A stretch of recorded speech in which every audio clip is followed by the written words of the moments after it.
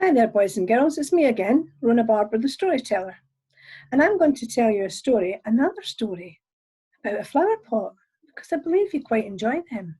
This one's very different, but I think you'll like it just the same. The young man was desperate to find work. He lived in a farm with his mother, and they had very, very little food because they had no animals. They'd had to sell them all off to buy food. They didn't even have a chicken. They had nothing. And he was going out into the fields trying to find food for them to eat, and at the same time desperate to find a job. Now, the rich merchant who lived in the town, the richest of all the merchants, because there was quite a few of them, was looking for somebody to be his right-hand man. And he just couldn't find anybody that he felt would be the right person. So he let it be known, tell everybody all over the land that I'm looking to find my right-hand man. And this person will be paid handsomely and looked after well. And when the young farmhand heard about this, I'm going to apply for that job. I don't know if I've got the qualifications, though. That's the thing. I don't know what he's actually going to want me to do, if I'll be able to do the job. But he went along anyway. And when he got there to the merchant's house, couldn't believe his eyes. There must have been 150 men waiting in that queue to speak to him. And the merchant was getting fed up interviewing all of those people. But he knew exactly what he wanted. He wanted somebody that could carry out a task that he set them that was so simple that nobody could get it wrong. So he did. He called on his daughter to help him. He said, I want you to find me 150 flower pots. 150 flower pots, Father? Have you gone mad? Where are you going to put them? He said, I'm going to use them. This is my interview process. She thought her father had lost the plot. He'd been in the sun too long or something. He said, no, trust me. Just wait till you see what happens. If you insist. So she went around and she gathered up 150 flower pots. It took her hours, but she did it. And she brought them back on a cart, being helped, of course, by one of her father's workers. When they got back there, her father told her to go again and take a couple of men with her and fill the barrow with soil. So they went along with the cart, rather, and they filled the cart with soil and they brought it back. And then he called on one of his advisors and was whispering in his ear for a few minutes. And his eyes were getting bigger and thinking, what? What? Just do what I tell you, said the merchant. So the advisor disappeared and he came back later with a box. Some soil was put in every single one of those flower pots. And a little while later, every one of those flower pots got a seed put in it. And he called on all the men who were waiting to be interviewed one at a time. I don't really know anything about you, and I don't really need to, he told them. I just want to know your name and where you live. So each one went through the process of meeting this merchant, giving him the details he wanted, and taking away a pot. Because the instruction was, come back here in 3 months' time. This was the month of April. He wanted them to come back in July and bring whatever they had managed to grow in that pot. If you can prove to me that you can look after this, I think you'll be able to do anything that I ask you to look after.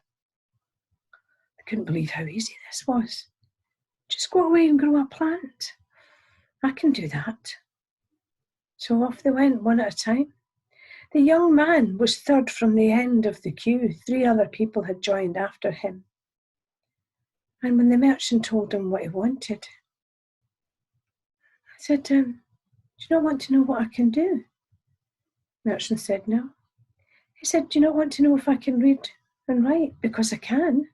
And the merchant said, well, that's very commendable, but I don't need you to be able to do that. I have a scribe. Do you want to know how strong I am?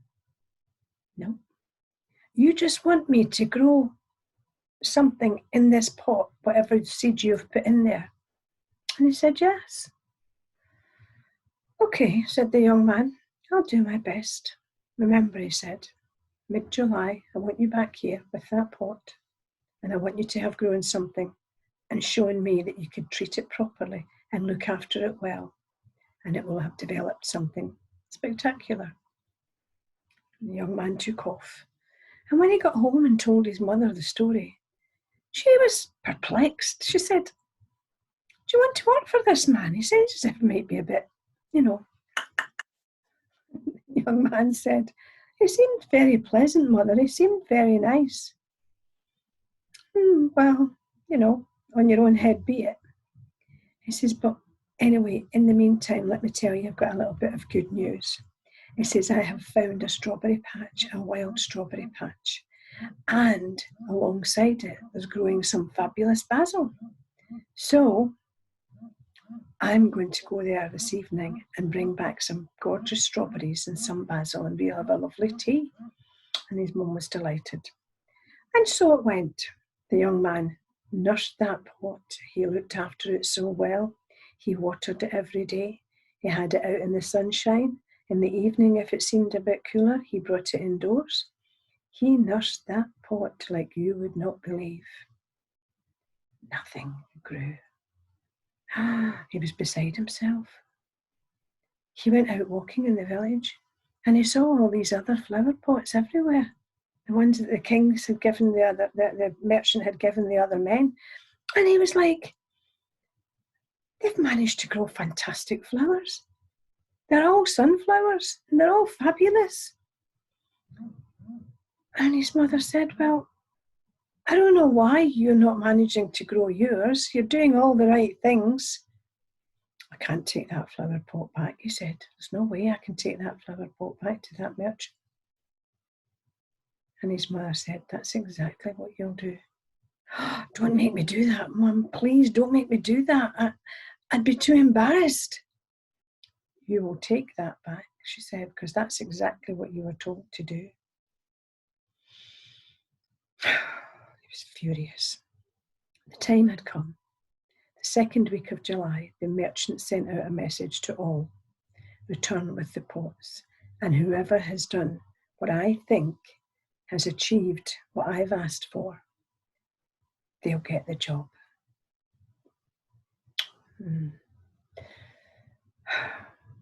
His mother made him go. He was embarrassed. He stood there in that queue with a pot that just had soil in it, and he was mortified. And people kept laughing at him and jibing him and said, oh, we've got a lovely plant there. Is it an invisible one? What is it? He was absolutely furious at his mum for making him do this. He was about halfway along the queue. So when he got to the end of the line and the merchant was waiting for him, the merchant looked at the pot and he looked at the young man straight in his eyes, and the young man never flinched. He said, I'm sorry, it just didn't work. The merchant says, just go and stand over there. I'm going to have a word with you later. Oh no, he's angry. He's mad at me because I've wasted one of his seeds. Oh no. So he stood in the corner and he waited. When the merchant had seen everybody, he sent them off. He said, you'll find out my decision tomorrow. Then he called the young man over and he said, you've got the job. The young man said, I've got the job, but it never worked. I couldn't grow anything. I think you must be mistaken. I'm the one. And he pointed to his pot that was on the floor. Nothing grew in there. The merchant said, nothing was meant to grow in that pot. He says, all of those sunflower seeds had been boiled before they were put in the pots. None of those seeds would have grown no matter what you did to it. So every single one of those other people cheated. They got another sunflower seed when the one I gave them didn't germinate and didn't grow. You are the only honest man amongst them. You have got the job. Well, The young man was absolutely delighted. He was over the moon, couldn't wait to get home to tell his mother. And the merchant said to him, "Where do you live?" He says, "I live on a farm just outside of the town." "And do you own that farm?" He said, "No." He said, "We rent it from the farmer. I used to be one of his hands, but he doesn't need anybody now because he's retired and he just living a quiet life." "So how do you live?" He said, "Well, pretty much hand to mouth, but I'm fine now because I've got a job. I haven't asked you how much it pays, but it doesn't matter." And the merchant said, "Well, it does pay well, but apart from that, it also comes with your own little house." He says, "Behind here, behind this mansion that I live in here, is a little cottage, and it's for whoever I choose to work with me as my, right-hand person. You and your mother can live there." The boy couldn't believe this. It was just getting better and better. When he went home and told his mother, she was beaming from ear to ear. And she said, "I had a feeling it would be something like this, because just as I've always told you, and just as your father always told you before he passed, poor man, honesty is always the best policy."